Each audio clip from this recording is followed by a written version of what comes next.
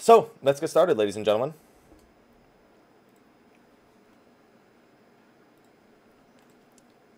Hello everyone, Mr. Happy here, and welcome to Mondays with Mr. Happy, aka Mr. Happy Mondays, the weekly Q&A show where you ask me questions and I answer them. So, I'm sure if a lot of people have noticed this last week that all of my videos are starting like 3 seconds earlier than they're supposed to. That's a result of all my videos coming from my Twitch highlights and being sent over to YouTube. I'm doing a 24-hour, almost 7-day event over on Twitch where we're keeping the stream live constantly for several days straight for the launch of Stormblood. I have my girlfriend taking over a few hours time and again.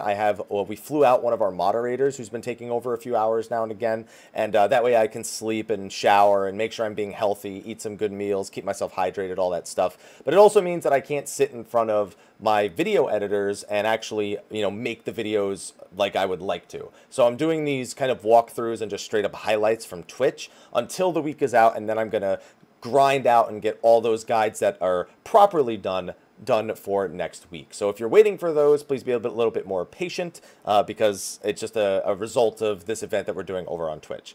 On top of that, this video in itself is a Twitch highlight that is being sent directly over to YouTube. As such, I'm going to do that thing where I quickly scroll through the questions and read them without doing any sort of break. I might forget that time and again and go, and like do this real quick. But other than that, we should be okay. We don't have nearly as many questions on the forums this week, so it's the perfect week to not have 60 questions. Thank you, those of you who are attending. So without further ado, I want to do this so I can get back to Final Fantasy XIV. I have a little bit of time left before I actually switch off for somebody else to stream in my place. So let's turn on the questions and get started. So question number 1. Hey Haps, happy inaugural Stormblood Sunday. Anyway, I was just wondering, what's with all the Lala and Moogle hate? Is there a community joke I'm missing?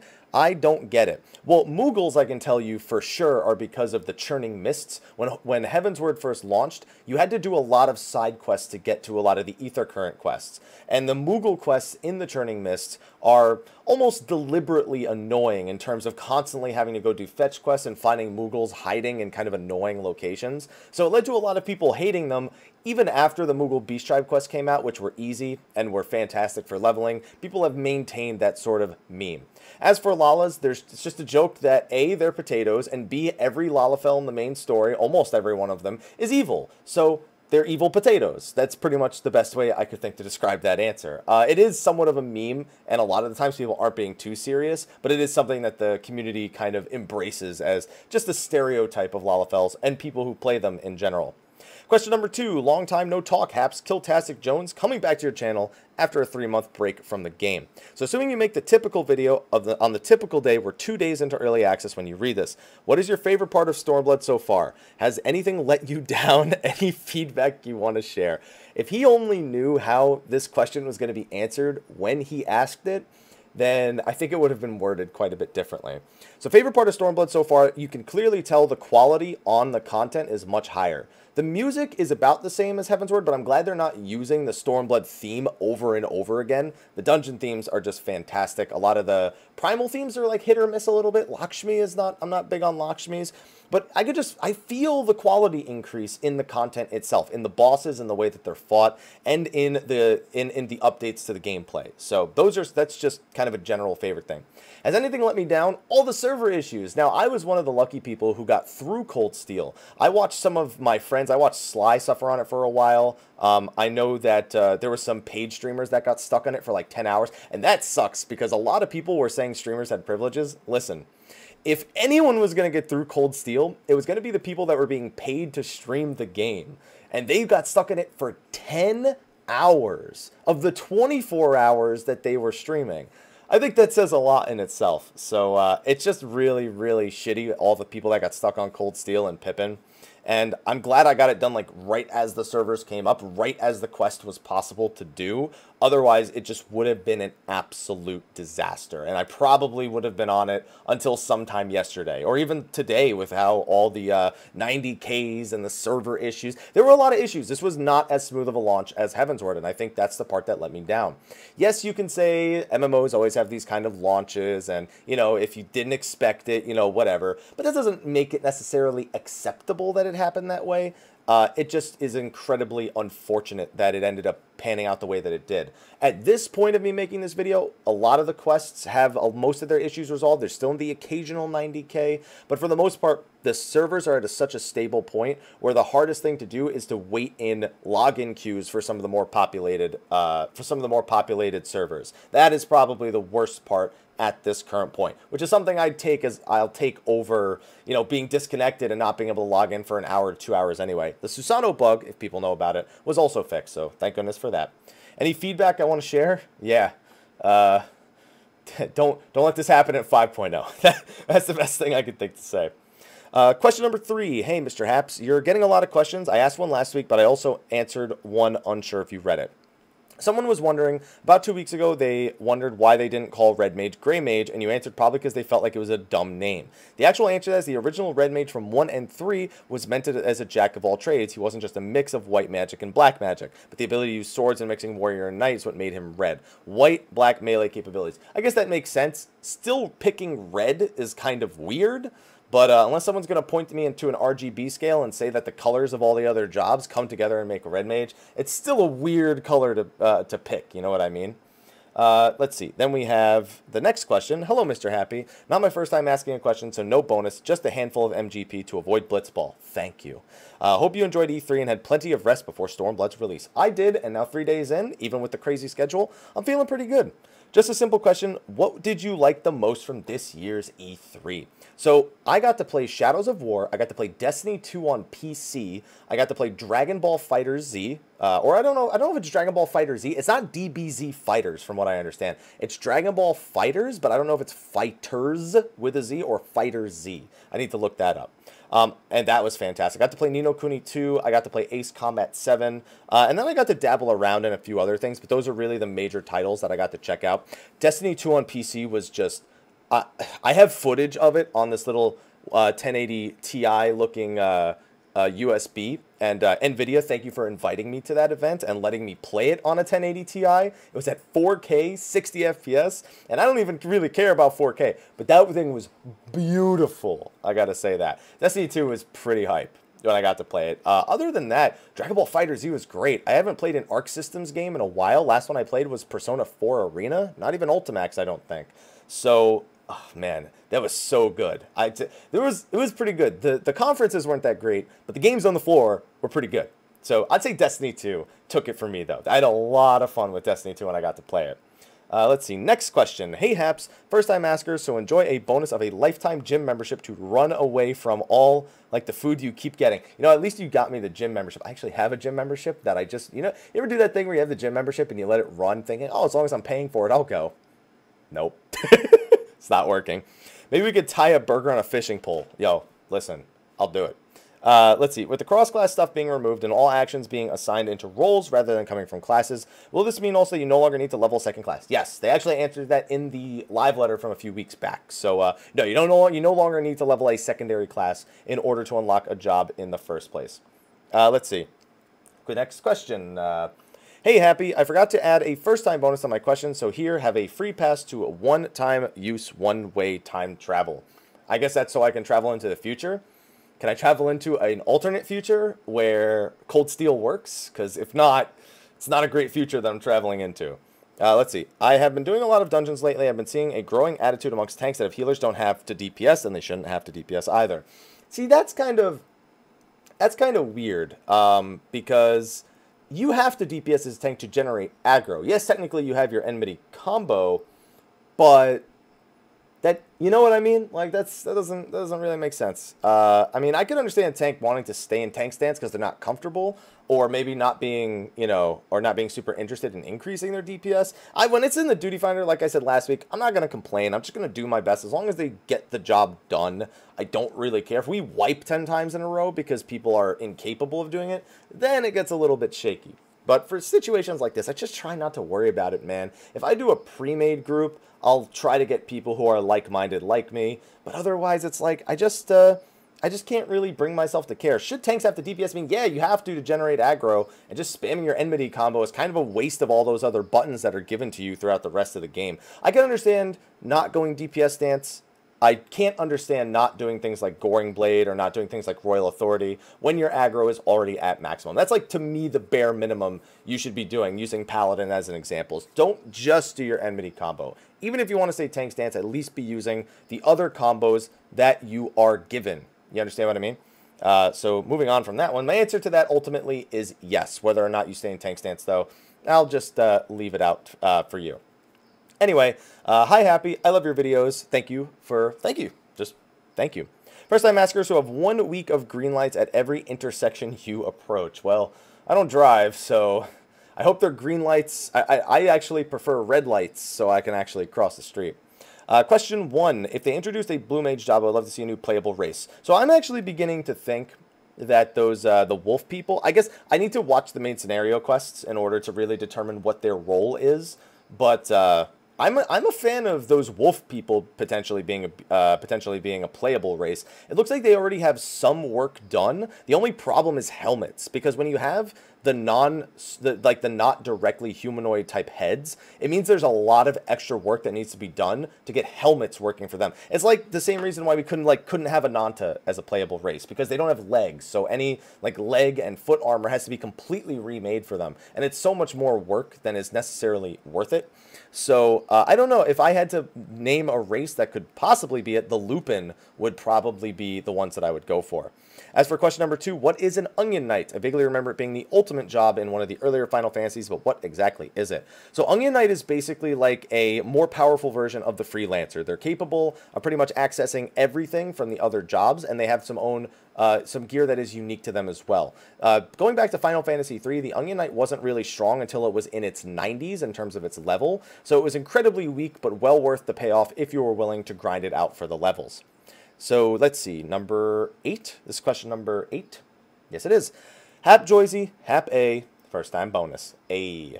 So you could choose to have either a job potion that doesn't expire after use. I don't want that, man. And a private server to access 14 content as it develops. Man, a test server. Man, you know what test servers would have helped us with? Maybe Cold Steel. I don't think they would have actually helped us with Cold Steel. We would have needed to have everyone who's playing the game now playing the test server for that to help us with Cold Steel. Anyway, just a quick question about the job potions that has been bugging me, and I didn't get to make number 148. I know it's too late at this point, but I still want to know. I understand what the potion is and what it does, but it's the what it does part that causes me to lack a better term. So it levels one job to 60. They're moving away from classes. So if one job is level 60, that means the class requirement must be gone. Oh yeah, this is just a repeat of the question before. Yeah, the class requirement is gone. You do need the level 30 class, you just don't need the subclass. So, I mean, I kind of answered that before, but because I'm doing this as one, you know, just straight through recording, I can't really edit out the repeat questions. So next one, hi Haps and Stormblood. Have a question, Roulette. The Liberator with the Iron Fist, that's a stupid filler question, and viewing from a marketing standpoint, another stupid question. I'm going to take the viewing from a marketing standpoint. Now that we have a sword-wielding damage dealer, do you think that's a valid selling point? I mean, it depends. You know, it's really weird. I know some people who still say they want a sword-wielding DPS. They don't consider the katana to be sword-like enough for them. I mean, yeah, some people really want a sword-like, but then people don't want like an Eastern, like a Far Eastern style sword type thing. They want like, you know, what Dark Knight kind of is, but as a DPS. So, I mean, yeah, and more jobs is always a selling point, whether or not it's that specific aspect. But I still see people who are like, no, we need a sword-based DPS. Samurai doesn't count. And I'm like, what do you call the thing in their hand? That's a katana. What is a katana? It's a katana. No, it's a sword, okay? It's a sword. I promise you that. It was kind of you're right, that was kind of a weird question for me to choose. Kind of curious what the other ones were at this point. Alright, so anyway, next question. Hello, Haps. I rewatched your State of the Realm video this week and was surprised to hear the names of the 2 remaining dragons of the first brood. I would like to know where this info was released. The Lorebook, pretty much. The Lorebook has a picture of Midgardsormr and all of his children, and that is where we found out that the 2 remaining children were Vertra and Azdaja. We don't know where they are, we don't know what they're doing, but we do know that that is their names. Moving on to the next question here. Hello, Mr. Happy. First time bonus for you today. Trivia. The name of the Ascians directly originate from the Scions of Light from the Evil East world. I knew that. That's not trivia. That's just a fact. I knew that. I made a whole video about that, actually. Do you think that Stormblood might finally bring up what the Garun Chronicles are? Maybe. So here's the thing. At this point, Stormblood's out. I skipped all the main scenario quests because I was live streaming it, and especially with everyone being stuck in the earlier parts of the game, I skipped all the cutscenes so people could watch the stream without being spoiled and still play the game and progress in it. So I don't know if it was brought up at this point. I will say that if it wasn't brought up, I'd expect between 4.1 and 4.5 that yes, we would probably hear about it. Moving on to the next one. Howdy, howdy, happy. I've got a question about my dream pick for a potential job. If it's a what do you think question, I may move on to the next one because we get these kind of things all the time. And ultimately what I think doesn't matter when it comes to jobs. Well, let's see. I'd like, your thoughts on a Mystic Knight being added. I mean, that's the thing. Anything is possible. There's no way to nail down what jobs they will or won't add other than popular demand, which is how he landed on Red Mage and Samurai. That being said, there's no way of knowing and there's no way of determining how it might play or anything like that. And honestly, it's not even worth speculating at this point. We just got through this expansion. We're still getting through this expansion. We just started it.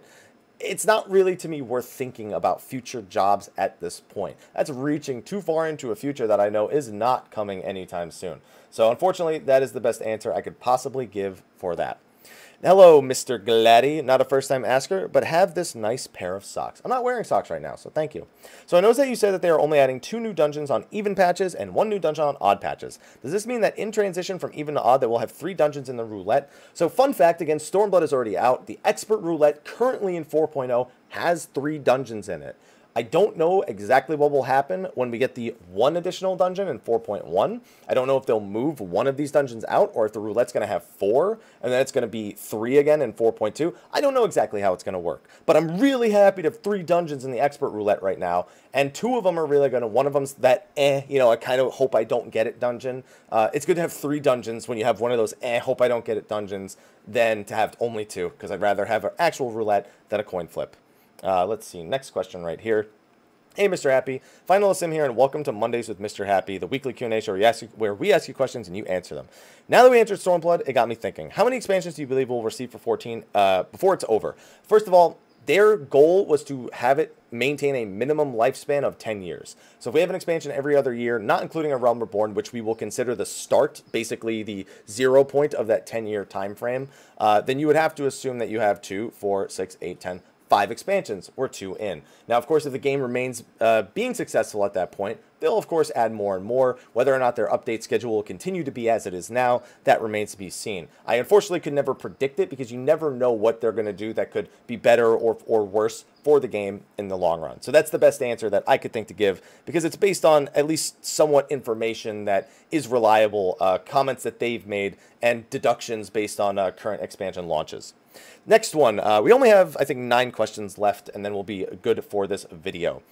Hey, happy early access, Happy. Thank you. Well, happy early access is a bit of a stretch for some people, but yeah. So I got a question for you that's not Stormblood related. I was watching your patch notes video, and while listening to you, I decided to have a look at your affiliate and sponsor links. My question is, what's going on with your Amazon store? You still have Heavensward on there. That's because Amazon still has it on there. Dude, those Amazon stores are not great. Like, I just naturally have an affiliation with Amazon, especially because they own Twitch now and have for quite some time.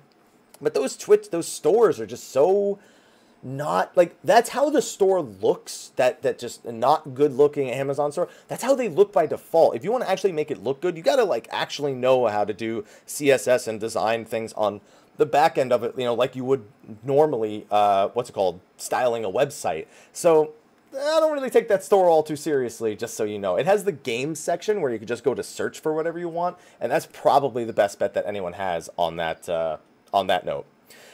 Number 16, greetings, Mr. Happy, longtime lurker, first-time asker, so you and Mel can have the metabolism of an Olympian to accompany all the bonus food you get. I like it, because we get a lot of bonus food, and, well, look. Also, you get to reroll any bad bonus you get once per week. That's even better. I'm sure if you're swamped with Stormblood questions, so I hope this is both concise and a nice change of pace. Melee classes have the same range on weapon skills regardless if they attack with fist or spear. Could the dev team make melee range dependent on your current job? It's probably easier to balance around every job having the same melee range, and it makes a lot of sense because it means they can design AoEs with a certain size in mind without shutting out only one specific job. While it adds to the realism, it then creates an issue with you either pretty much need to make all the AoEs super small so that basically they're not even a difficult thing to dodge, or they all need to be so big that there's no way to possibly stay in melee range, like max melee range for some jobs, and still avoid the AoE. So it creates some balance issues, and I don't think it's something that you would ever see them do in the future. Let's see. Hey, Happy, I think my joke last week about the Senor Sabotender weapons was missed. My chat told me I missed it and that I didn't understand it. So they yelled at me for you. Don't worry. On to the question. At the moment, I and a lot of Scholar mains are not too happy. We were optimistic when we saw the Mediator was 100%. Then the patch notes hit, and Scholar got hit harder than we actually thought. Everyone on the forums is upset. It's in quotes. They nerfed our MP restoration, our AoE, and they nerfed our healing. And the new adjustment adds nothing to the new job. They actually remove it. They didn't even address the skills that needed addressing. Silent Dusk, Dissipation, slight adjustments to deployment tactics. Since we lost leeches, you'd think they'd give us a new 40 skill. Nothing. Other healers have a trait. Well, they were trying to reduce button bloat, so it makes sense they wouldn't just give you a replacement skill, because that kind of goes against the whole point of consolidating and reducing, or at least maintaining button bloat. If you had gotten something replaced for everything you lost, that actually would have basically not alleviated any of the problems at all. Though I do feel what you're saying about the changes altogether. Just a little upset, wanted an expert's opinion. Well, I'm not an expert healer, so I can't claim to be an expert on this topic. I can tell you right now I've done content with all three jobs, and it's been fine. Susano I did with a Scholar and an Astrologian in particular, and they didn't seem to have any problems. You know, Astro was timing the Earthly Stars, pulling their cards, doing their AoEs. Scholar, was just, doing their suckers, doing their indoms, deployment tactics when applicable, the Fey Union when they needed it. I mean, it didn't feel like they were worse, you know what I mean, in the major type content. But in dungeon type content where, Scholar lost all their AoE and, Astro AoE is pretty awful, that's when I saw White Mage shine. I literally don't think that White Mage can run out of MP if played well in 4-man content, because you get so many Lily procs. There is actually a lot of outgoing damage that forces you to use Cure 1 and Cure 2 so frequently that you benefit from the 3 Lily CDR proc quite frequently. Still don't like it. However, with the Confession stacks also at level 70 in the 70 dungeons, I mean, running out of MP is just a hard thing to do as a White Mage. So, and their AoE damage and their damage output in general is incredibly potent. So we'll have to see how that pans out in the 8-man content. But White Mage is definitely not having as hard of a time as people maybe thought it would, even after seeing the final changes that were posted in the job guide. I actually really like having White Mage for the more casual content, just because of the sheer power that they were given in some of their abilities. So that's my answer. I'm not an expert, but those are just some observations that I've made. Next one. Hey, Happy, first time poster. So I have a bonus of 1 free buff to the skill of your choice. Listen, if we could buff the meditation thing for monks, the deep meditation, can we just make that like 75% instead of 50%? That'd be great. Or Brotherhood, buff it to 50%. Oh, that would be legit. So now that we know that White Mage is still... Oh, hey, look, a White Mage question. Devs have said before they want to focus on... I guess technically... I guess let me read the whole thing. The whole discussion got me thinking, since so many parts of job reward spamming Cure 1 and Cure 2. I guess my answer from the last one kind of spills over into this one. We still need to see them perform in Savage level content, but the damage outgoing is significantly higher, and Cure 1 and Cure 2 are used a lot more frequently, so it does feed a little bit more power into this Lily and Confession system that require those skills so much. I still think Confession should have its amount buffed. I think 20% is too low for an ability that's, your level 70 ability. But I think we will see, I think that if any adjustment we see, it will be to plenary as opposed to the Lily system in its entirety. But again, we need to see it in harder content, because 4-man dungeons is not a very good indication of its power. I will tell you that White Mage felt like the best dungeon, or the best healer to have in a dungeon alongside me on my way up to level 70. And I look forward to doing a lot of 4-man content with White Mages in the future as well. There's also a second question here. The focus of the many class changes seems to be around the idea of a class fantasy. To me, Scholar's about having the shields and the pet, and Astro's about having the buffs to the party. Someone who has no interest in White Mage, what would be your idea of the White Mage class fantasy? I'll tell you what they want it to be: the pure healer, which is why it's weird that they have like the best damage output of all 3 of the healers, and they have great MP management. I mean, they have just stellar tools for dealing with their own resources. It's just that the Lily system is so unintuitive and unimpressive and not fun and not interactive. Even if you get the procs a lot, it's just not an interesting system. It feels like it didn't need to be there. I think they can conquer that whole idea of a pure healer, but I think they still have some work to do if they want to get all the way to that fantasy. Just my opinion, however. They are supposed to be more simple, as my Twitch chat is pointing out. That being said, they don't need to be more complicated. They just didn't need this system tacked on of what they already had. So on to the next one. Hey, Mr. Happy, longtime viewer, first-time asker, so I have a bonus of an Asuna to cure your Mr. Kinky debuff. You know, it would go away if you wouldn't bring it up in Mondays with Mr. Happy, but you did, so now it's back. So why do you think Pajali are not a playable race? So from a lore standpoint, the Pajali are only supposed to exist from the union of an elemental and a Hyur, I believe it is. And because of that, it's only done by necessity to give the two races a means of communicating with each other. It's the forest's means of communicating with the enlightened races. So they don't just pop people out who are Pajali all the time. And it wouldn't make sense if the elementals just started banging everybody and just producing all of these Pajali like that just for the sake of them being a playable race. They're already so similar to Hyurs as it is anyway that it would honestly be kind of underwhelming to have them as a playable race, in my opinion. Yes, they have some slight differences, but I don't think they're interesting enough to warrant having a race for. On to the next one. Hey, Haps, hope Stormblood is all you hoped for. You know what? I didn't hope for Cold Steel, and I didn't hope for the Crimson, but you know what? That's what I got. You may be the right person to ask. You may not be the right person to ask, but I'm hoping you are. It may or may not be a spoiler, as it is mentioned in 4.0, but I believe it has happened in 3.x. So because I am live streaming this, I am going to do my normal spoiler thing. What I do is I'm going to do a thumbs up.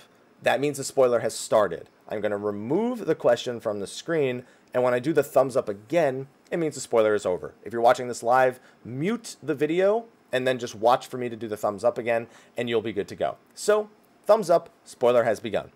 So, in the 4.0 story, the man from Ul'dah is mentioned, it is mentioned the Warrior of Light is a stealer of pants. When did we steal pants? I don't remember this. I don't remember stealing pants. And now I feel really weird. Is that Hildebrand? Is that Hildebrand's what? Do we steal? I did a whole spoiler warning for this. I mean, do we steal Hildebrand's pants? Do we? Okay, we stole Hildebrand's pants. That's what we did. So, spoiler over? I guess? Yes, over. Got it. Okay. Hey, Mr. Happy, hope you're enjoying early access. Question, what is the point of direct hit materia and basically the stat in itself? Direct hit, if direct hit is always from front. Okay, direct hit is not the same as accuracy. Accuracy has a 100% hit rate from the front. 110 and 120, it's just basically letting you know that when you're fighting an enemy of your same level, the direct hit stat and the accuracy stat are not the same thing. Those percentages you say are our base accuracy numbers now. So let's say you're blinded and you have minus 20% accuracy. If you're behind the boss, you'll have 100% accuracy. But if you're in front of the boss, you'll have under 100% accuracy. So that's just for people to know for when mechanics pop up that may or may not make them miss the boss for whatever reason. Direct hit is completely different from accuracy. Direct hit is basically the equivalent of a mini crit, where it occurs more frequently, but doesn't have as big of a damage modifier as critical hits do. You can, however, land a direct hit and a critical hit at the same time, designated by getting 2 exclamation marks at the end of the damage numbers for an ability. So hopefully that clarified some things. It was a little confusing when I started explaining it, but hopefully I got the point across by the time I was done with it. Then we have question number 22. Sup, Happy? Hope Stormblood has been good to you so far. It's been good to me. It's some of the other people that I kind of feel for. Less of a question and more of a PSA. For everyone curious about the job leveling potions or tomes, since the actual item is a book, not a bottle, I guess the question whether or not you would want to read it. I fed one to my ult on Fairy, the Dark Knight job tome for 2 reasons. I wanted to see what gear you'd get. You got Shire gear. It was full I-260. We know that. I wanted to see if I could circumvent story restrictions that would otherwise prevent me from getting the jobs, and the answer is yes. Yeah, we knew both of those things beforehand. So if this is just going to be a PSA, I'm just going to kind of skip past it, because at this point, this kind of information is something that doesn't really need to be in Mondays with Mr. Happy. It's something that in a standalone video I'll bring up, but it's not really something that is appropriate for Mondays with Mr. Happy. So number 23, Mr. Happy and the Happy community. Hello. I played many years ago. It is highly likely that I will return to Eorzea later this month. In order to take advantage of the callback campaign, would I need to receive an invitation from someone who was on my friends list prior to my departure? Or would a friendly member of the Happy community, maybe someone on the Behemoth server, be able to add me now and invite me back, then we might both reap some rewards? You know, I don't remember exactly what it says for the callback campaign. It's not a campaign that I anticipated participating in, so I don't really have a solid answer. The best thing I could say is reread it or ask it in the Q&A section on Reddit for people who have done the callback campaign. I think, however it is, though, I think someone just needs to send you it through your email address. So, you know what, I shouldn't answer because I don't actually know the answer to it. So I would just do a little bit more research, because I unfortunately don't have a solid answer because I haven't participated in any way in the callback campaign. And I believe this is the final question for Mondays with Mr. Happy this week. We got through it pretty fast. Number 24, do you believe at this point in time of Stormblood's release that this is the most popular that the MMO will be during its lifespan? It's hard to tell, because expansions are always about huge number boosts and then dipping off to just kind of the loyal community and anybody who maybe wants to remain loyal at that point. We've seen that more and more in World of Warcraft, where their expansions are nuts, like insane, like every time. It's always ridiculous. And then it falls down even lower in between expansions each time. So I think in general, expansion launches are going to be like this, not necessarily with all the issues that we've had, but with the massive number of people attempting to play. That being said, will it be the most popular? It's really hard to tell. A lot of people were looking for this to be an improvement over Heavensward, and while 4.1 to 4.5 has a lot of promise, it's a lot of things we haven't gotten to see yet. And the success of those patches will help determine whether or not the game will, if this will be the peak of Final Fantasy XIV now, or if that peak will come at some point later. Unfortunately, that's a lot of just speculation with no real information on my end. So we'll just have to wait until the future. If we get a time machine, I'll go find out. I'll come back. I'll let you know. And then it won't be as popular because I let you know, so people are going to want to prove me wrong. But anyway, that was the final question over on the Dream Network forums. Because of this live format we're doing right here, where I've been talking for like 25-30 minutes straight, we're going to just do the forum questions this week. So thank you everyone who asked the question over on the forums. On Monday, I'm going to make a new post before the YouTube video is posted itself, and it will be for thread for the week number 150. Only 7 weeks now from getting to the 3-year mark. So we're doing good, guys. We're doing good. But anyway, thank you again for asking those questions this week. Be sure to ask your questions for next week in the forum thread that is on the Dream Network forums that I'm going to be making on Monday. And I will see you guys next week for that. I'm going to get back. I have about an hour left in my shift for this 24/7 stream. So I'm going to log in and test out some Samurai real quick. I will see you guys next week. And until then, take care. All right, we good? We good, ladies and gentlemen? Easy Mondays with Mr. Happy.